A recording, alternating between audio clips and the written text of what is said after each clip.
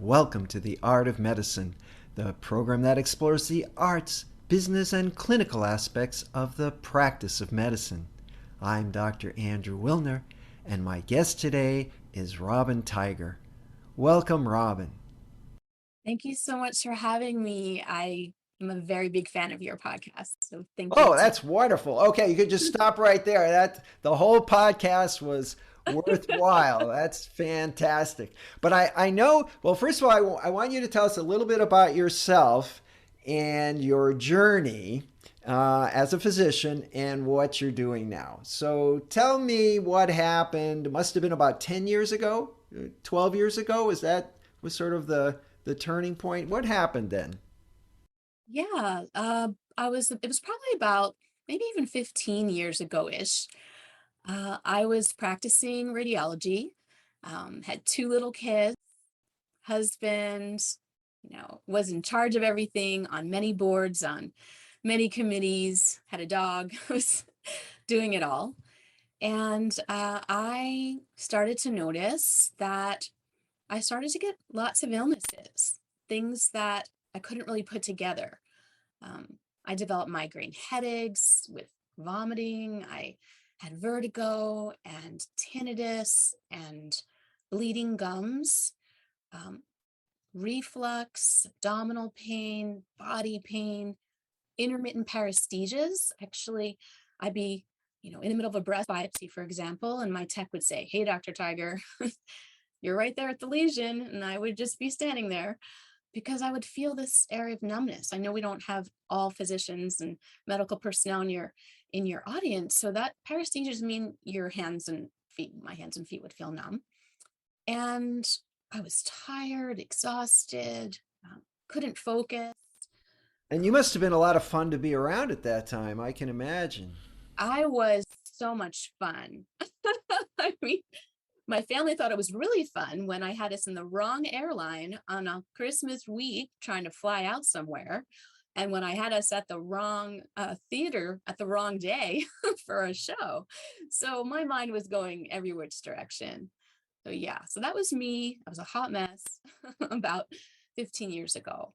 And I sought out a lot of medical help from our colleagues, neurologists, for example, gastroenterologists, periodontists. I had mental health on board, and nothing was making me feel better. And I really decided I needed to figure out how to make myself feel better. And I bet those visits weren't very satisfactory either, either from Wow. the physician, because I see patients like that, and I sort of know within 5 minutes that I'm not going to find anything here at all. And if I do, it's not something fixable, and it just sort of takes all the wind out of your sails. And I suspect your gastroenterologist and neurologist and the mental health professional all just like, oh no, she's coming back again. What are we going to do? Yeah, and some of them were my colleagues, right? They knew me too. So that made it even worse because they really wanted to help. And I was on all kinds of pills. Of course, I'm a radiologist, so I had imaging studies and they were negative and, MRI of this and CAT scan of that. And yeah, everything was negative, negative, negative, which is how I was feeling. Negative, So you negative. took the bull by the horns and said, well, I guess I'll have to figure this out. Is that what happened? That's exactly what happened. So I had some dark thoughts too, like I don't even want to be here, which was unbelievable to me as I'm saying this right now, but it was true. And so, yeah, I decided, all right, I have to save my own life. I mean, my colleagues can't do this for me, and I want to figure this out. And so I started looking outside the box of traditional medicine, outside my left brain, and I started learning about different options that were out there. Things like yoga, things like meditation, things that I thought were ridiculous because I'm a gym rat and I thought that those were those for those people over there. That's not me. But I was desperate. And so I decided, let me give it a try. Grab my next door neighbor, she's a nurse. The two of us decided to try this Yoga 101 class. And we said if it was terrible, we would just go out to dinner. We're out of the house. And I have to tell you that after that first class, I felt an amazing shift. I was calm. I was balanced. I was focused. My left brain was trying to unpack it all. My doctor brain was like, what just happened? And so fast forward, I continued with those classes, got into meditation, and all of these symptoms that I was describing to you all went away. All of them. No meds, no talk therapy, nothing. And so what I realized was that the most important diagnosis as a physician that I was able to make was for myself. And that was just that I was chronically stressed. Because I came to understand the physiology behind what I was doing was that I was learning how to regulate my nervous system. And that all of these symptoms were what my body and mind were doing in response to the stress that I was under. And that was Okay, it. two questions. Yeah. So, well, one, I'm a neurologist, so I'm very interested in mind, brain, and I know there are kind of yoga experts that can just sort of slow their pulse down and their breathing and literally control their metabolism after years of practice. So nobody really knows how they do that. That's pretty cool. Yeah. But it can be done. Did you simultaneously make other changes? Did you get rid of your husband or your children? Or, No. did you change your hours at work? Or did this help you? Or you were just able to handle it all differently? What do you think? What happened there? A different lens. I was able to be calm in the chaos of what was going on. I was able to be present and be different with whatever was happening. I was able to respond and not react to every little thing. And I didn't change anything else. My job was the same. My amazing family they were the same, and they were so happy. They loved me. They were like, "We love this new you." And my patients, my staff, my colleagues, my kids' friends, they loved being at my house. They just wanted to be around me. It was palpable, this change. It's I really like amazing. that, a different lens. We're always faced with, half full, half empty, right? The glass, and it's all how you look at it. Like, oh, I got to take my kid to school, or oh, I get to take my kid to school, right? So, right, Right. it's all sort Yeah. of, how you. I think we talk a lot now about intentionality, Mhm. as opposed to going through life and doing all the million things we have to do, is doing them on purpose, Mm. right? And so, okay, so you made this discovery, you got better, and you could have just sort of carried on, but Mhm. you did something else. What did you do? I didn't want to be the best kept secret. I just said, if I know this stuff, then other people have to know this stuff. And so I needed to dive deeper into the study of what was happening. For most people, they may not understand that a yoga teacher is a base level of 200 hours, but a yoga therapist is at least 1,000 hours. And that allows you to take the principles of yoga and apply them to many different populations. Particularly for me, I was interested in helping people with cancer, helping military veterans, helping our first responders, helping our colleagues. And, I needed to learn more to be able to do that. Looking through the lens of trauma, understanding stress at a deeper level, understanding what's happening anatomically and physiologically with disease. And so I dove in deeper, became a certified yoga therapist. That took 3 years, and certified in IRest meditation, which is a specific type of meditation that was initially created for our military, actually. That was another 3 years. And then life coaching, which is how to work with your mind. And Yeah, between tell me. all, I don't know what you read. I get all these emails about life coaches. I don't yeah. know what is a life coach. Well, it's interesting that you sort of tapped into that when you worked with the language. You probably didn't even realize what you just did. I have to versus I get to.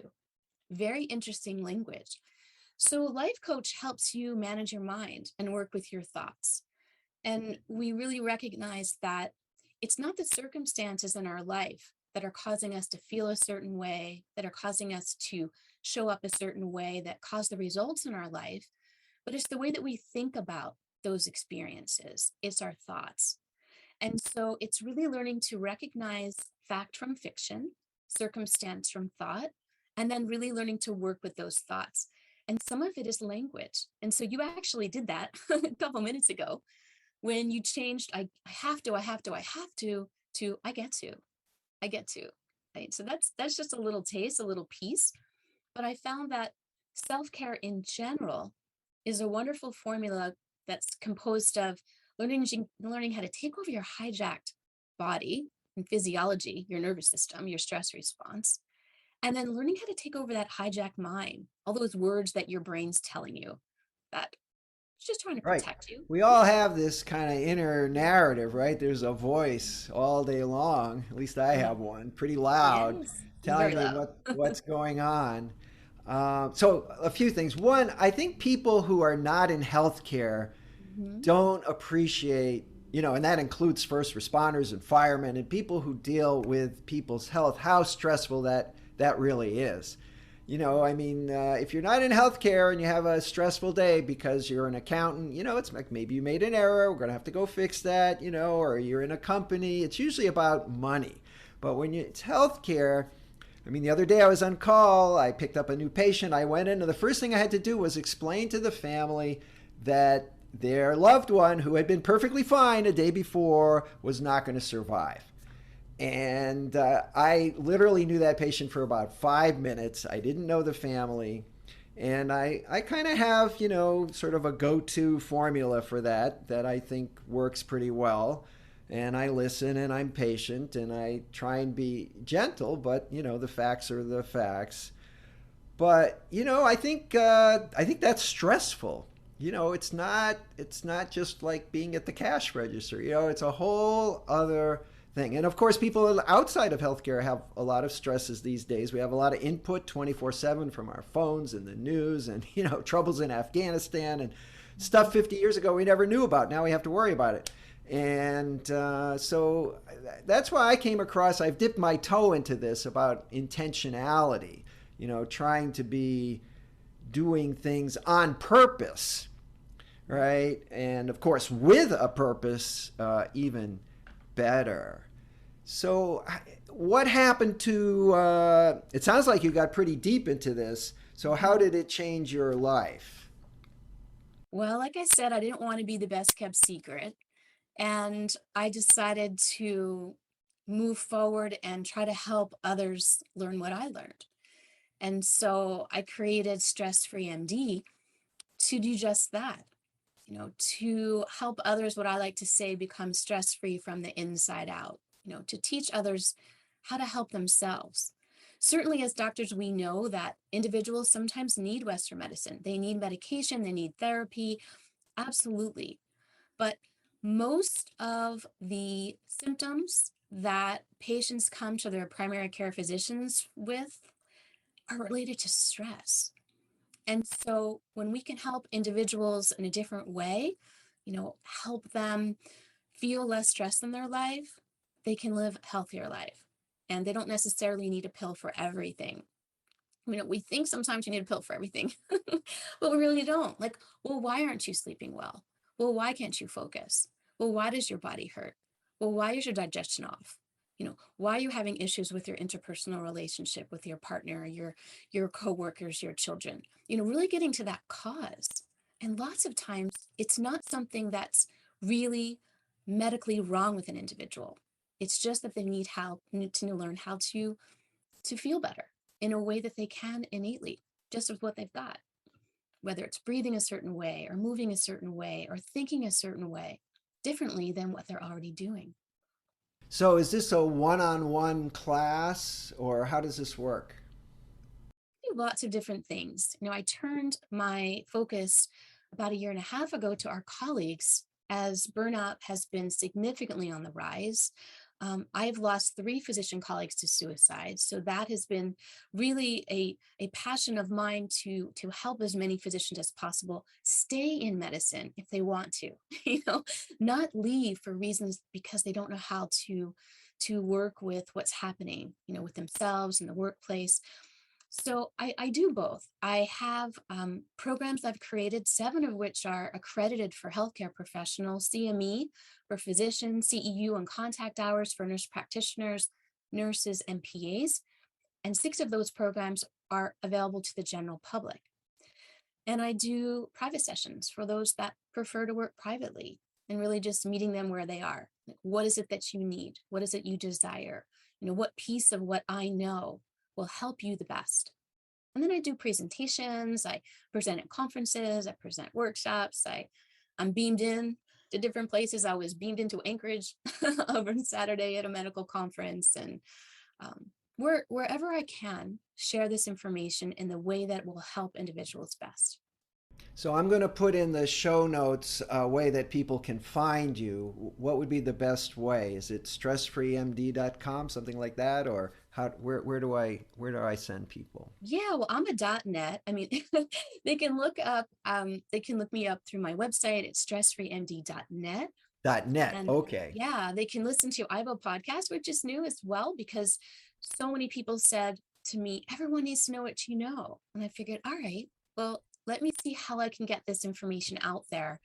And I teach what I like to call stress-free snacks, little bits of information in 15-minute-ish segments. So What's the name of your podcast? the Stress-Free MD podcast. Okay, great. They can look Great. that up. The programs are on the website. I have free videos, free 3 self-care videos, a breathing tool, release of shoulder and neck tension, and a meditation. And there's a free call if somebody wants to set up a call with me. Now, I Yeah. like one thing you said is that physicians are leaving medicine often because they're just unhappy, with being an employee. That's a big thing. More than 50% of docs now are employees. It didn't, when I grew up, doctors had their own practices and their own buildings and their own offices. And there are still some like that, but that is shrinking. And a lot of things change when it's not yours anymore. I personally, I've worked a lot in locum tenens, and I wrote a book about it. And I think one of the selling points that I make when I talk about locum tenens is like, why is this good? Well, it's if you don't like the clinical work that you're doing, don't bail and become, and go work for an insurance company, looking at charts. If you really want to take care of patients, consider locum tenens, where you have a lot more control over what you do. And if that doesn't work for you, well, and you have to bail, you have to bail. But it's kind of a shame to sort of spend all that energy and love that you have for patient care and leave because you don't like, the hospital administration. That's kind of sad. So I like what you said about finding ways to stay where you are, and see it in a different light, right? See it in a different light. And what about, okay, so do we know, I'm going to ask a question as a neurologist now. Do we know anything about the neurophysiology of yoga? I mean, like you said, it was just like a miracle, right? You came out a different person. So what happened? Nobody drilled a hole in your head. You didn't take a pill, right? So No, what no. happened? The medical literature is chock full of research, and I was amazed to see it all. I felt like I had blinders on, almost like a horse that had those those blinders on. Once I dove into the medical literature, what I learned was that a lot of the changes are occurring down at the chemical level. So the research is showing that yoga and meditation decrease cortisol levels, cortisol being a very important stress hormone. We also know that it decreases inflammation in the form of lowering cytokines. And a lot of the illness that we feel in our body is related to inflammation. We also know that down at the genetic level, really interesting, if you like to geek out about this, because I do, that telomeres are these little protective ends of our chromosomes. And for those of you who may not know what they are, think about the little plastic end of your shoelace, right? And when that plastic end starts to come off, the shoelace starts to fray. Well, we have these little protective ends of our chromosomes called telomeres, and they determine how long you live. And what we know is that with chronic stress, those telomeres are prematurely shortening more quickly than they would with your natural aging, which means with chronic stress, you actually live a shorter life. But when you decrease the inflammation in your body, you decrease the stress response and the cortisol and all these other things that are happening, you actually can increase those telomeres. You actually can make them longer, which is really mind-blowing. And as a neurologist, the research on the brain and neuroplasticity is unbelievable. Thickening your cerebral cortex, the CEO of your brain, decreasing your amygdala size, the trauma center, increasing your hippocampus so you can actually improve memory, new memories. It's amazing. In radiology, the brain was the brain like 20, 30 years ago. But to be able to learn that the brain can actually change by the way that you take care of yourself, for example, meditating, MRIs show that. I love that as a radiologist, seeing the difference. So it's pretty fabulous. So yeah, the medical literature is chock full of the why. Of course, So we have some of how much yoga do I have to do to see some them. results? I'm busy. I tell people that whatever you're doing is more than you were doing yesterday. So if you have 5 minutes, 5 minutes, whatever it is, the more you do, and it isn't traditional yoga where people think you got to twist your body in shapes and turn yourself upside down. I mean, I teach things in short segments. My program for physicians actually is 15 minutes or less, short segments of information, short segments of movement, short segments of breath. And as you do those things, you really create neuroplasticity. Your default network changes. And so you'll have a quicker relaxation response when you do them, when you need them, when you're starting to feel stressed out and panicked. So it doesn't take much time. Certainly, if you want to spend a lot of time doing it, that's amazing. But a couple minutes, you can really shift.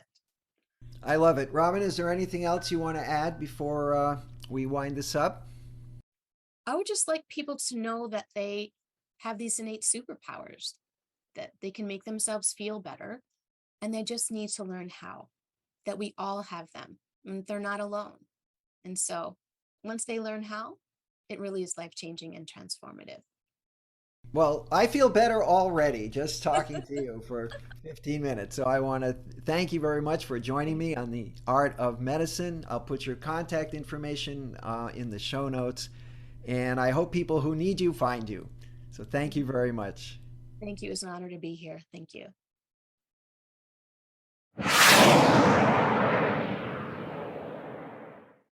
This program is hosted, edited, and produced by Andrew Wilner, MD, FACP, FAAN. Guests receive no financial compensation for their appearance on the Art of Medicine. Andrew Wilner, MD, is Associate Professor of Neurology at the University of Tennessee Health Science Center, Memphis, Tennessee. Views, thoughts, and opinions expressed on this program belong solely to Dr. Wilner and his guests and not necessarily to their employers, organizations, or other group or individual. While this program intends to be informative, it is meant for entertainment purposes only. The Art of Medicine does not offer professional financial, legal, or medical advice. Dr. Wilner and his guests assume no responsibility or liability for any damages, financial or otherwise, that arise in connection with consuming this program's content. Thanks for watching. For more episodes of The Art of Medicine, please subscribe. www.andrewwilner.com